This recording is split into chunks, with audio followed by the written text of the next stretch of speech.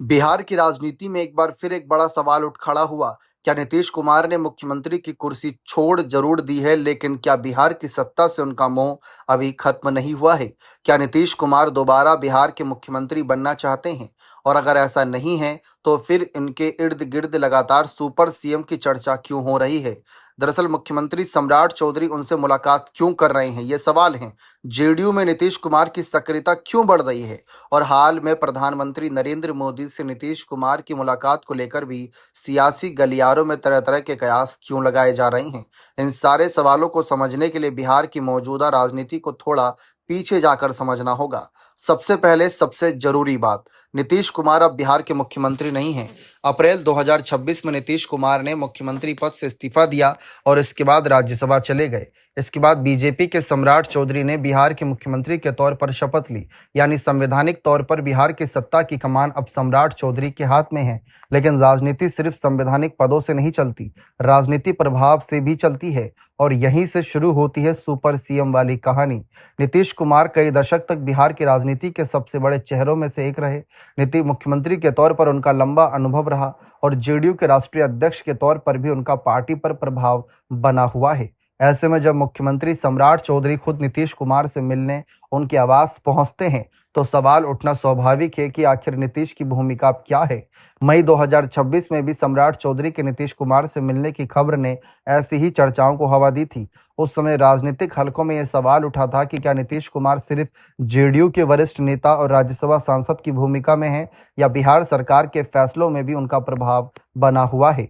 और फिर अगस्त में नीतीश कुमार की राजनीतिक सक्रियता ने इस चर्चा को और बढ़ा दिया।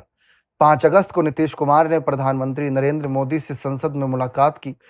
आधिकारिक तौर पर इसे शिष्टाचार मुलाकात बताया गया। नीतीश कुमार ने खुद भी इसे प्रधानमंत्री से कर्टसी विजिट बताया था, यानी कि शिष्टाचार मुलाकात। अब राजनीति में मुलाकात सिर्फ मुलाकात होती है या उसके पीछे कोई संदेश भी होता है, ये अलग सवाल है।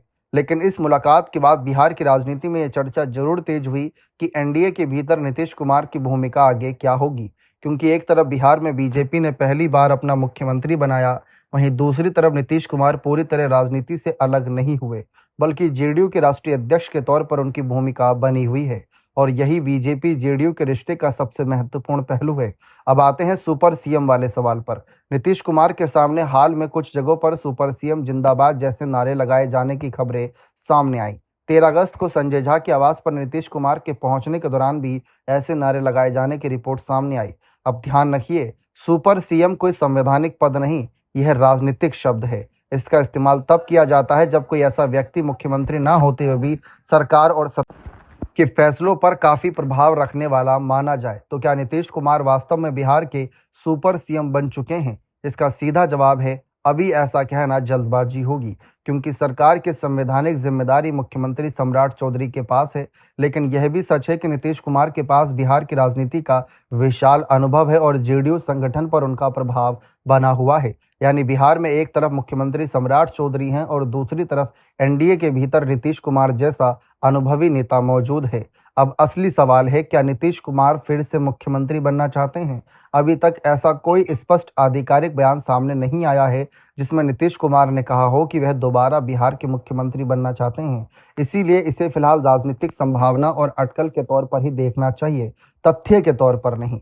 लेकिन राजनीति में कई बार नेता अपनी इच्छा सीधे नहीं बताते, परिस्थितियां बहुत कुछ बताती हैं। और नीतीश कुमार के मामले में परिस्थितियां इसीलिए महत्वपूर्ण हैं क्योंकि उन्होंने पहले भी बिहार की राजनीति में कई बड़े राजनीतिक मोड़ देखे हैं।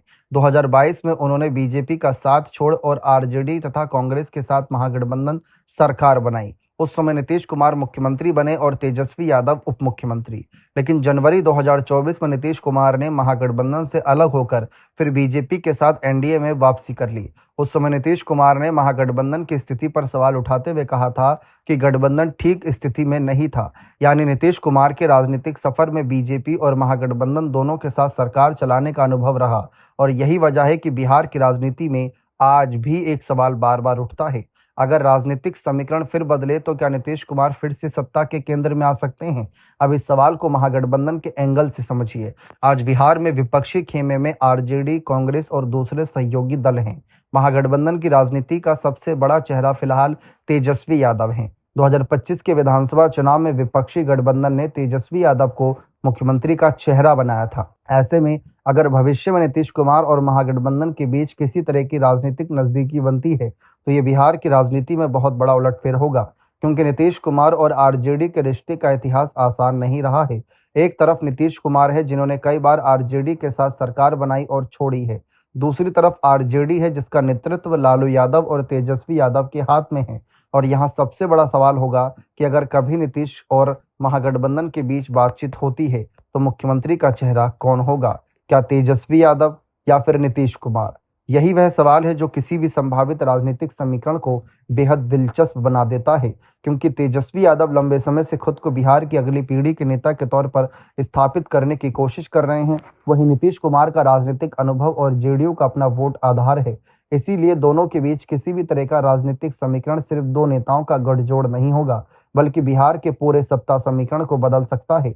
लेकिन फिलहाल ऐसा कोई ठोस संकेत नहीं है कि नीतीश कुमार महागठबंधन में वापस जाने की तैयारी कर रहे हैं, बल्कि अभी वह एनडीए के राजनीतिक ढांचे से पूरी तरह बाहर नहीं है।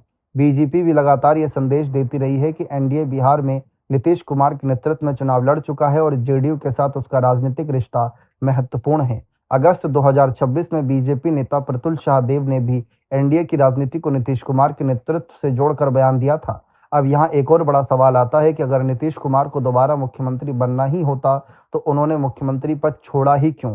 ये सवाल बहुत ही महत्वपूर्ण है। नीतीश कुमार का राज्यसभा जाना यह संकेत देता है कि उन्होंने खुद अपने राजनीतिक जीवन का एक नया रास्ता चुना है।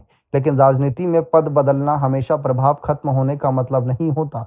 नीतीश कुमार अब संसद में हैं, जेडीयू के राष्ट्रीय अध्यक्ष हैं और बिहार की राजनीति में उनका लंबा राजनीतिक अनुभव है। इसीलिए संभव है कि उनकी भूमिका अब सीधे मुख्यमंत्री की कुर्सी पर बैठने से ज्यादा एक रणनीतिक और संगठनात्मक भूमिका की हो। यानी सुपर सीएम शब्द राजनीतिक बहस में इस्तेमाल हो सकता है, लेकिन इसे अभी आधिकारिक पद या स्थापित तथ्य नहीं माना जा सकता। अब सबसे बड़ा सवाल बीजेपी के सामने भी है। बीजेपी ने बिहार में पहली बार अपना मुख्यमंत्री बनाया है।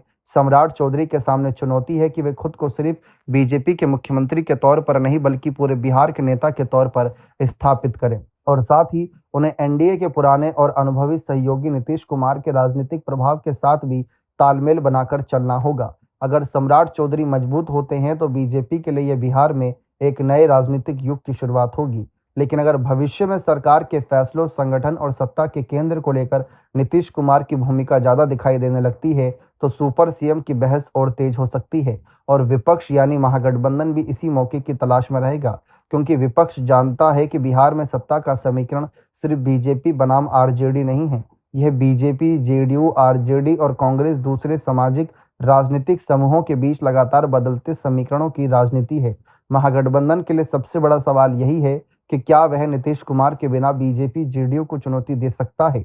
और अगर कभी नीतीश कुमार एनडीए से अलग होते हैं तो क्या महागठबंधन उन्हें दोबारा स्वीकार करेगा? अगर करेगा तो किस शर्त पर? और सबसे बड़ा सवाल, मुख्यमंत्री कौन?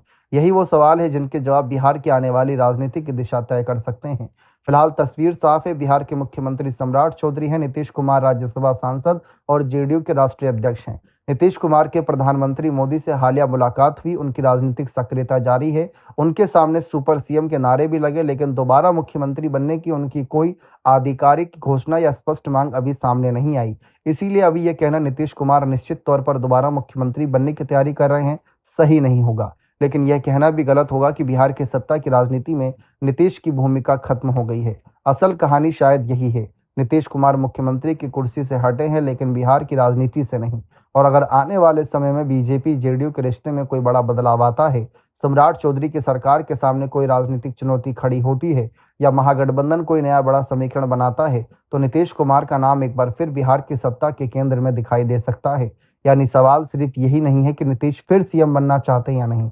असली सवाल यह है कि बिहार की राजनीति में ऐसा कौन सा समीकरण बनेगा जो नीतीश कुमार को दोबारा मुख्यमंत्री की कुर्सी तक ले जा सकता है। और अगर ऐसा समीकरण बनता है तो क्या बीजेपी उनके साथ रहेगी या महागठबंधन उनका दरवाजा खटखटाएगा, या फिर नीतीश कुमार खुद मुख्यमंत्री की कुर्सी से दूर रहकर जेडीयू और बिहार की राजनीति में किंग मेकर की भूमिका निभाएंगे? फिलहाल इन सवालों के जवाब भविष्य के गर्भ में है, लेकिन एक बात तय है, बिहार में नीतीश कुमार का राजनीतिक अध्याय खत्म नहीं हुआ है, बस मुख्यमंत्री की कुर्सी से उनकी भूमिका बदल गई है। और अब देखना यही है कि क्या यह भूमिका सुपर सीएम की बनती है, किंग मेकर की, या फिर एक दिन नीतीश कुमार दोबारा बिहार के मुख्यमंत्री की कुर्सी पर लौटते हैं।